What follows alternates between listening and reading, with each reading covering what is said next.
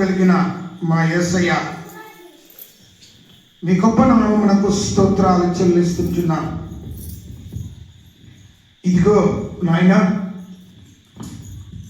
2025వ సంవత్సరము ముగిసిపోయినది.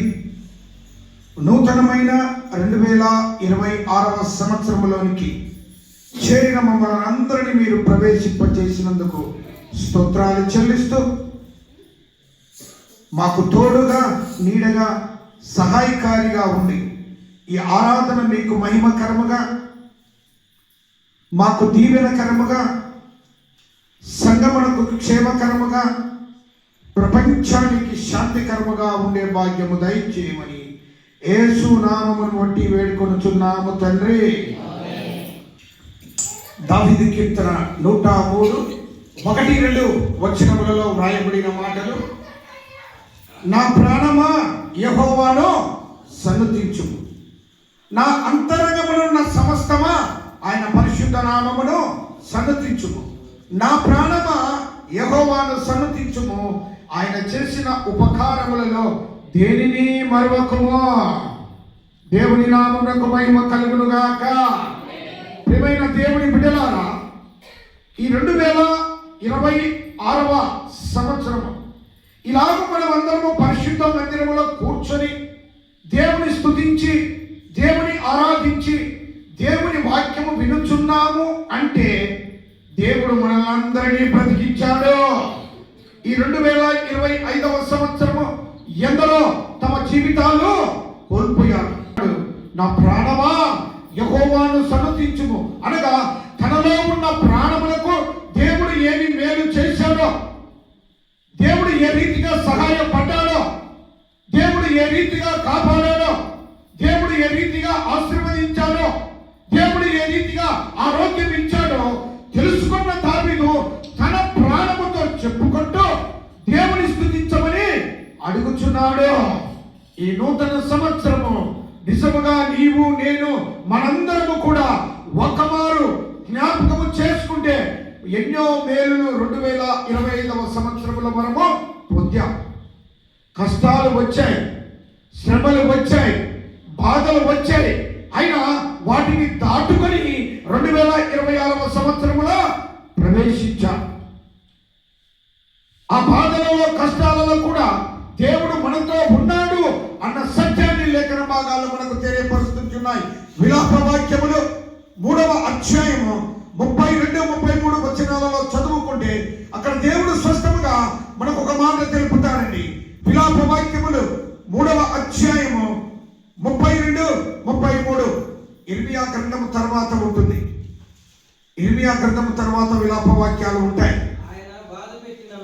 జాగ్రత్తగా వినండి. ఆయన బాధ పెట్టినను తన కృప సమృద్ధిని జాలిపడును, హృదయపూర్వకముగా ఆయన నరులకు విచారమైనను బాధనైనను కలుగజేయడు. దేవుని నామమునకు మహిమ కలుగును గాక. ఆయన ఒకవేళ మనుషులను బాధ పెట్టినను తన కృప సమృద్ధిని బట్టి వారి మీద జాలి పడతాడంట. ఆయన ఏనాడు కూడా నేను నరులకు కష్టములు కానీ బాధలు కానీ నేను కలుగజేసిన దేవుడను కాదు, నేను అలాంటి దేవుడను కాదు. 2025వ సంవత్సరంలో మిమ్మల్ని కాచి కాపాడి సంరక్షించిన దేవుడు ఈ 2026వ సంవత్సరంలో మీతో కలిసి, నాతో కలిసి, సంఘమంతటితో కలిసి ఆయన ఉన్నాడు. ప్రారంభము నుండి మందిరము ప్రారంభించినది మొదలుకొని మరి ఈ సంవత్సరాంతం వరకు ఎంతవరకు తోడుగా ఉంటాడండి చూద్దామా. ద్వితీయోపదేశ కాండము 11వ అధ్యాయము 12వ వచనములో ఆయన తెలుపబడిన మాట. ద్వితీయోపదేశ కాండము 11వ అధ్యాయము 12వ వచనం: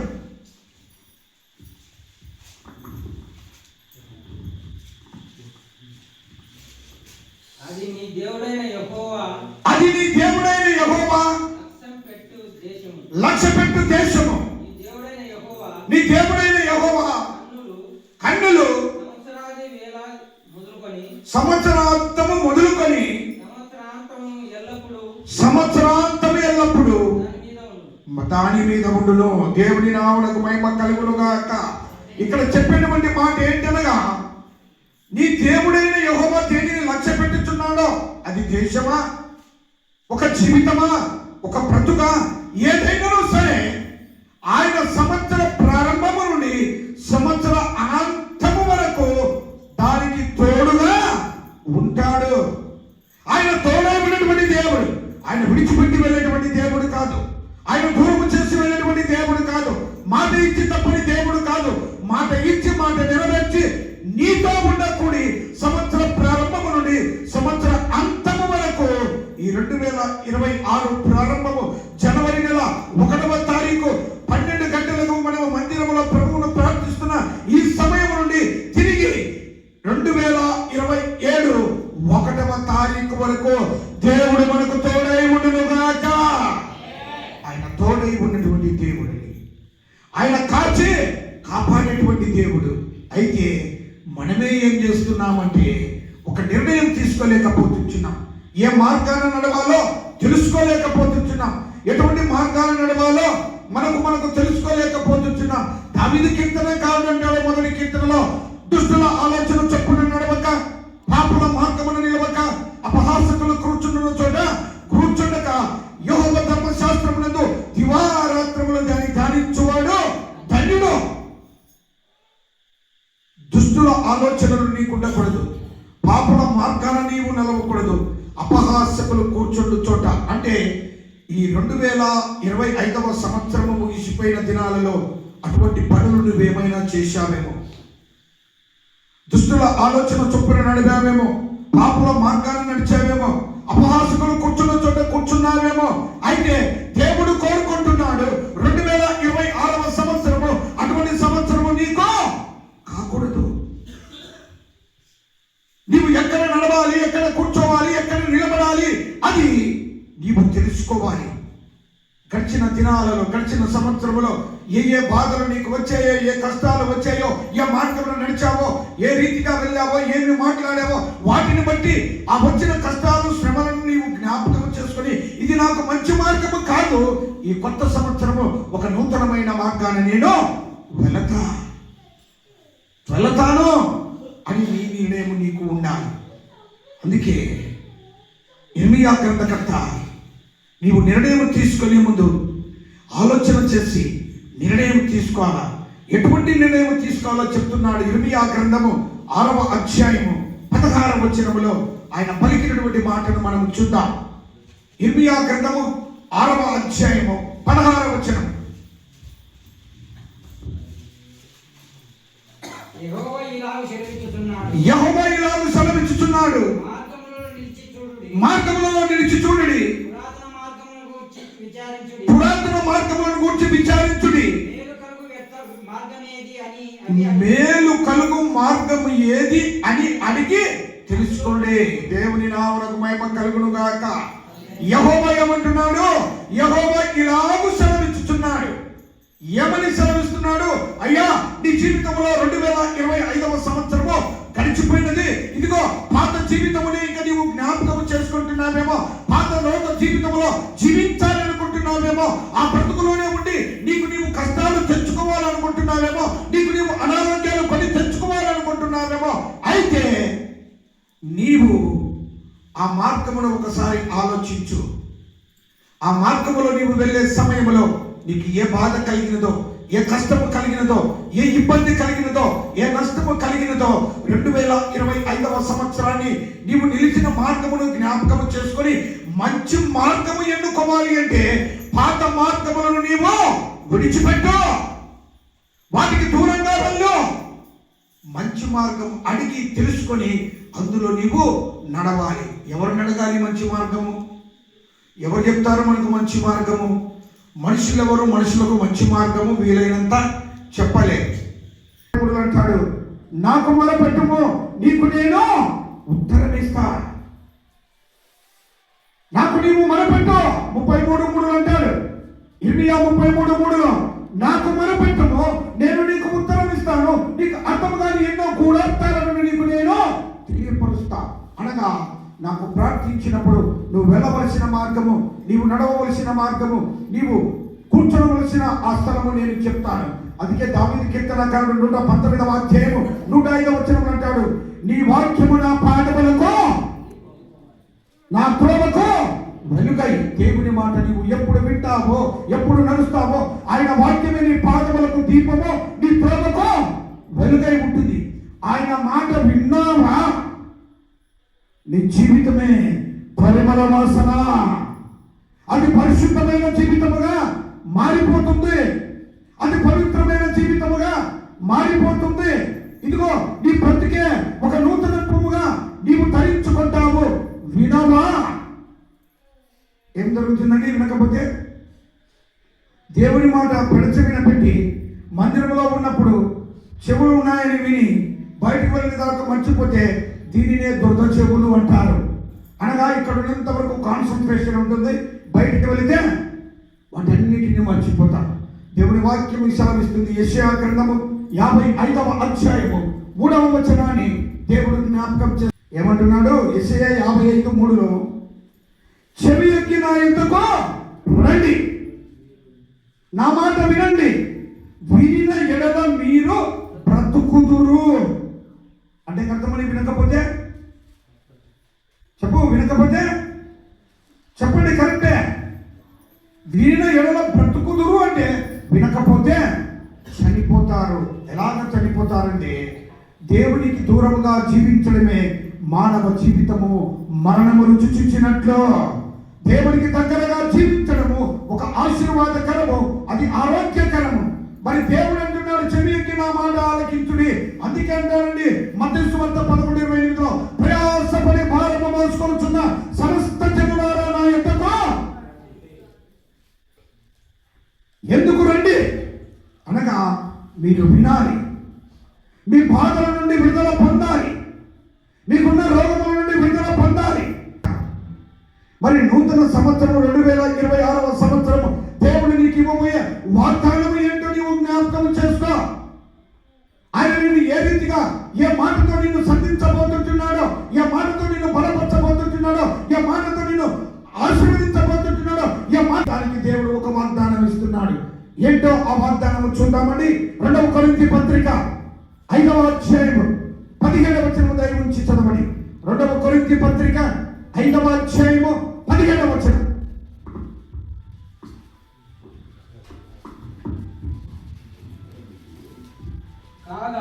కాగా ఎవరైనను క్రీస్తునందు ఉన్న ఎడల వాడు నూతన సృష్టి, పాతవి గతించెను, ఇదిగో సమస్తమును క్రొత్తవాయెను.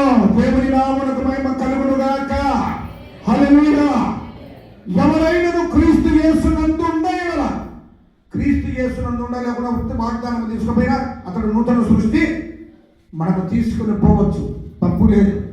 కానీ ఎవరు నూతన సృష్టి, ఎవరు మార్పు చెందారు, ఎవరు జీవితము మారింది, ఎవరు ప్రభువులో ఉన్నారంటే క్రీస్తు యేసు నందు ఎవరు ఉంటారో వారే నూతన సృష్టి. సమస్త పాతవన్నీ గతించిపోయి నూతనముగా అతని జీవితంలో ఒక చిగురు ప్రారంభమవుతుంది, ఒక ప్రశస్తమైన జీవితము ప్రారంభమవుతుంది, ఒక శుద్ధమైన జీవితము ప్రారంభమవుతుంది, ఒక పవిత్రమైన బ్రతుకు ప్రారంభమవుతుంది. ఈ 2026వ సంవత్సరము దేవుడు నీకు ఇచ్చే అతి విలువైనటువంటి గొప్ప వాగ్దానము, యేసుక్రీస్తునందు నీవు బ్రతకాలి, యేసుక్రీస్తును నీవు జీవించాలి, యేసుక్రీస్తే కావాలని నీవు కోరుకోవాలి.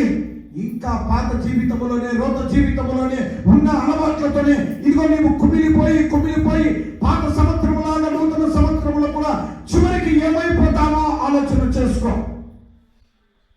ఆ క్రియలను వదలు, నూతన క్రీస్తు వైపు చూడు.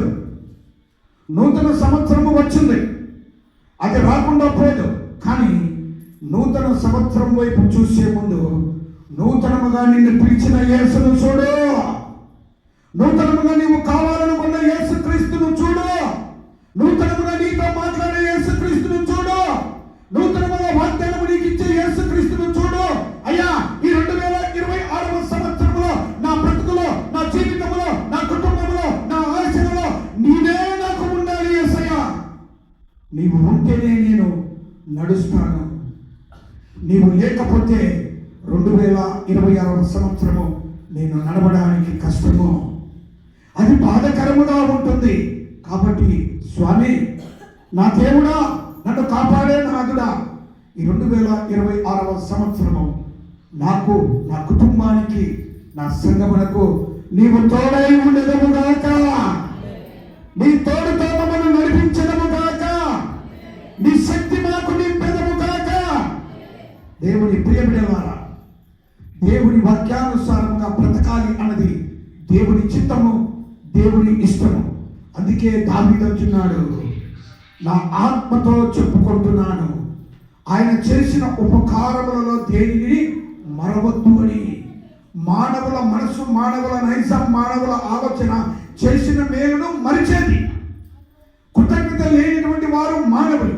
కానీ కృతజ్ఞత అంటే ఏమిటో నీవు దేవుని నీకిచ్చిన ఆత్మ ద్వారా ఆ కృతజ్ఞత కలిగి కృతజ్ఞత విలువను పెంచుతూ దావీదు చెప్పే మాటే, నా ప్రాణమా యెహోవాను సన్నుతించుము, నా అంతరంగమున సమస్తమా ఆయన పరిశుద్ధ నామమును సన్నుతించుము, నా ప్రాణమా యెహోవాను సన్నుతించుము, ఆయన చేసిన ఉపకారములలో దేనిని మరువకు.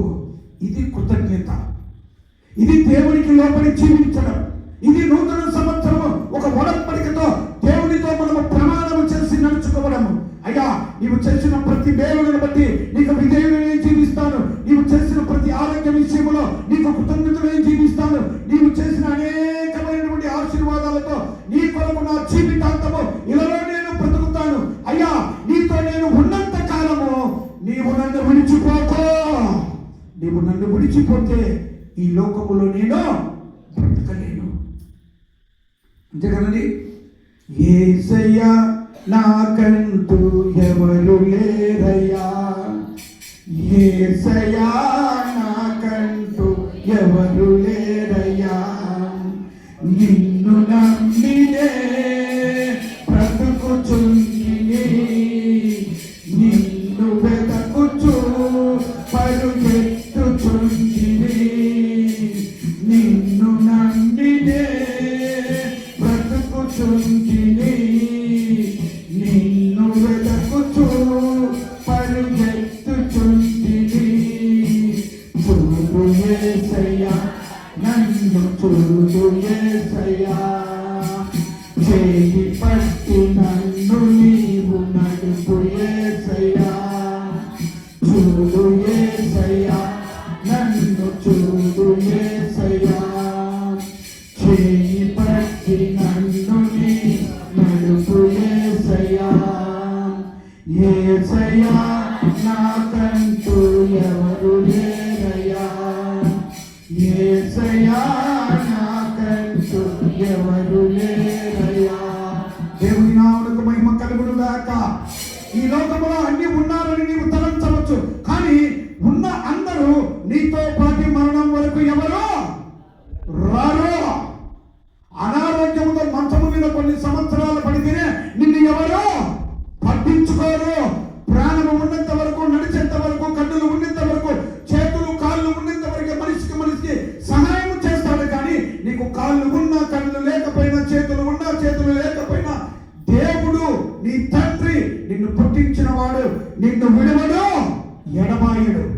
ఆయన సహాయకుడుగా ఉన్నటువంటి దేవుడు, నీకు తోడుగా ఉన్నటువంటి దేవుడు. అందుకే నాకు ఇలాలో ఎవరు లేరయ్యా. ఈ 2026 సంవత్సరము ప్రారంభము నుండి ప్రారంభాంతము వరకు నా చేయి పట్టుకొని నీవు నడిపించు. నీవు నడిపిస్తూ ఉంటే నేను నడుస్తాను. ఈ లోకములో నడిచే మార్గములో ఏది మంచి మార్గమో, ఏది చెడు మార్గమో, ఏది విలువైన మార్గమో, ఏది విలువలేని మార్గమో తెలియక సతమతమైపోతున్న నాకు నీవు చేయి పట్టుకుంటే విలువైన మార్గము నాకు తెలుస్తుంది, మంచి మార్గము నాకు తెలుస్తుంది, ఇదిగో నీతి మార్గము నాకు తెలుస్తుంది. నడిపించేవాడు నీవుండగా నాకు ఈ లోకములో ఏది అక్కరలేదు, ఏమి అవసరత ఉండదు. దేవుడు మనకు తోడై ఉన్నంత కాలము ఈ లోకములో మనలను మీద చెయ్యి వేసేవాడు కానీ మన వైపు చూసి ఆటంకాలు కలిగించే సాధనుడైన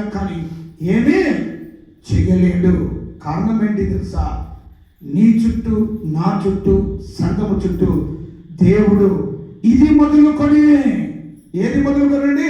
2026వ సంవత్సరము ప్రారంభ ప్రార్థన జనవరి 1వ తారీఖు మొదలుకొని 2027 తిరుగు జనవరి వచ్చేంత వరకు తన దేవదూతలను మనతో ఉంచునుగాక.